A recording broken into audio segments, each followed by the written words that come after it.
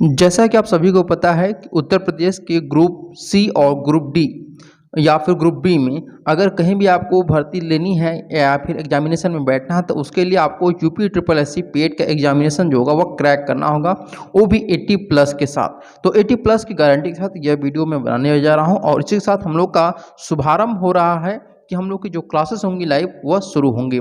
ठीक है, तो आज हम लोग जो शुरुआत करेंगे वह सामान्य हिंदी से करेंगे और स्वागत करते हैं आपकी अपने यूट्यूब चैनल कवि क्लासेस में। और मैं हूं अमरजीत और आपकी इस पूरे सफ़र में मैं आपका साथ दूंगा। किसी भी प्रकार की आप लोगों की समस्या, नोट्स की पीडीएफ की सारी चीज़ें आपको टेलीग्राम ग्रुप में मिल जाएगी। तो चलिए शुरू करते हैं आज अपने सेशन को। और सेशन हमारा शुरू होता है सामान्य हिंदी से।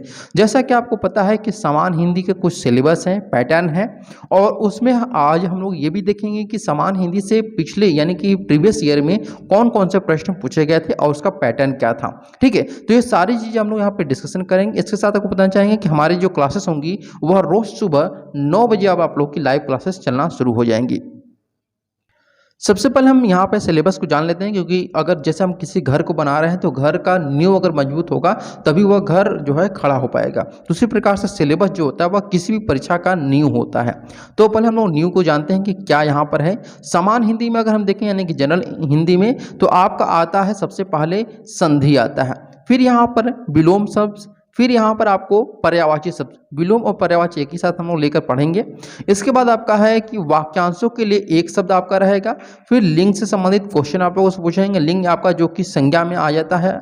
और इसके साथ आपको बताना चाहेंगे कि संस्कृत भिन्नार्थक शब्द रहेंगे आपके, मुहावरे और लोकोक्तियाँ रहेंगी। ठीक है, और इसके बाद जो रहेगा समान अशुद्धियाँ रहेंगी, यानी कुछ वर्ड रहेंगे उसमें आपको कुछ अशुद्धियाँ रहेंगी उनको बताना होगा।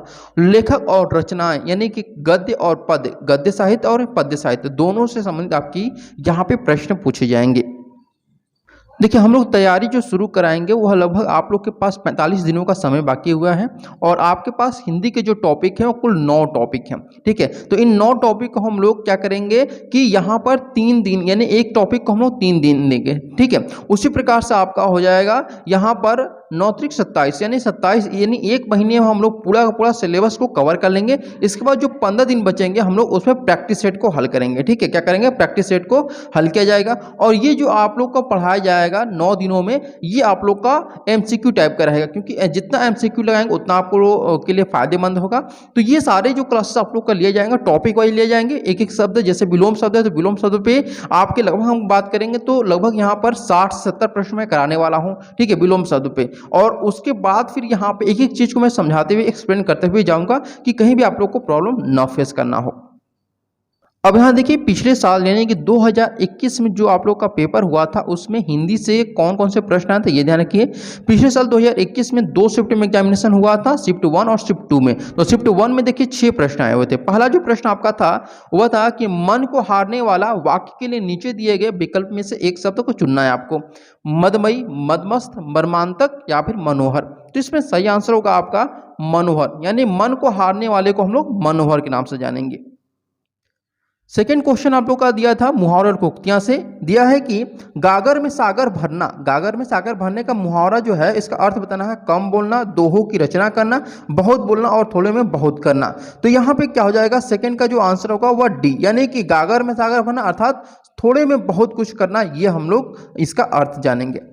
थर्ड क्वेश्चन जो दिया हुआ था उसमें आपका यह है कि शुद्ध वर्तनी का चयन करिए। महत्वाकांक्षा, महत्वाकांक्षा, यहाँ पे महत्वाकांक्षा, महत्वाकांक्षा।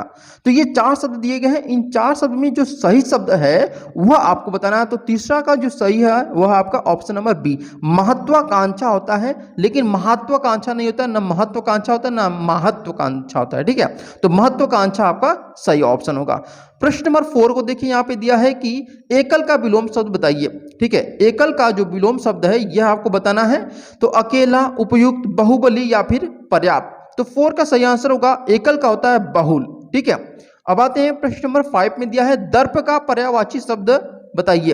ठीक है, दर्प का जो पर्यायवाची शब्द है वह आपको बताना है और इसके 4 ऑप्शन दिए गए, स्वाभिमान, व्यथा, तिरस्कार, अहंकार। तो 5 का जो सही आंसर होगा वह डी सही होगा। अहंकार जो है वह दर्प का पर्यायवाची होता है। अब आते हैं प्रश्न नंबर 6 में। ये शिफ्ट 1 में आपका आखिरी था, क्योंकि शिफ्ट 1 में 6 प्रश्न पूछा गया था।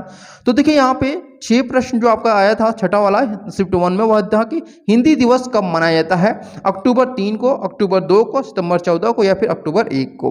तो यहाँ पे सही आंसर होगा आपका ऑप्शन नंबर सी, यानी 14 सितंबर को हिंदी दिवस मनाया जाता है। प्रश्न नंबर अब यहाँ पे शिफ्ट 2 को देखिए कि शिफ्ट 2 में सीरीज ए में क्या प्रश्न आए थे। 7वां प्रश्न आपका दिया हुआ है कि निम्न में तीक्ष्ण का विलोम बताइए। तीक्ष्ण का विलोम बताना है, तीव्र, तृष्णा, त्यागी या फिर कुंठित। तो 7th का सही आंसर होगा डी, यानी तीक्ष्ण का जो विलोम होगा वह कुंठित होगा। अगला प्रश्न आपके सामने दिया हुआ है कि गज वजन का पर्यायवाची क्या होगा। गज वदन का पर्यायवाची क्या हो जाएगा, गर्जन, मेघनाथ, गणपति या फिर विष्णु। तो गज वदन का जो पर्यायवाची होगा वह होगा आपका ऑप्शन नंबर सी, यानी गणपति सही आंसर होगा।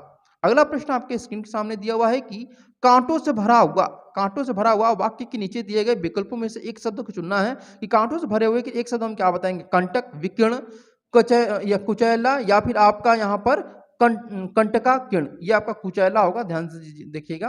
तो 9th का सही आंसर होगा आपका ऑप्शन नंबर डी, कंटका किर्ण आपका सही आंसर होगा। ठीक है, अगला प्रश्न आपके सामने दिया हुआ है, क्वेश्चन नंबर 10 दिया है कि दूध का दूध और पानी का पानी करना, इस मुहावरे का अर्थ क्या होगा। दुग्ध इंस्पेक्टर होना या फिर मिलजुल कर रहना या फिर पक्षपातपूर्ण निर्णय करना या फिर उचित निर्णय करना। तो 10वां का जो सही आंसर होगा वह डी सही होगा, उचित निर्णय करना आपका सही आंसर है। और शिफ्ट 2 में आपका ये आखिरी प्रश्न है, क्योंकि शिफ्ट 1 में 6 थे और शिफ्ट 2 में 5 प्रश्न पूछे गए थे। ठीक है, तो देखिए किसी भी शिफ्ट में कुछ क्वेश्चन ज्यादा पूछ सकते हैं, कुछ क्वेश्चन जो होता है वो कम पूछ सकते हैं। शुद्ध वर्तनी का चयन करिए, ये बताना आपको, बहिष्कार, बहिष्कार, बहिष्कार या फिर बहिष्कार। तो 11th का सही आंसर होगा सी, यानी कि बहिष्कार जो है वह शुद्ध वर्तनी वाला शब्द है।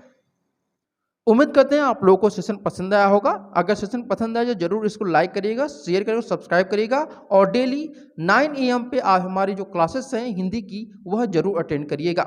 चलिए, तो आज अपने सेशन को यहीं पे विराम देते हैं। तब तक के लिए thank you so much for watching this video.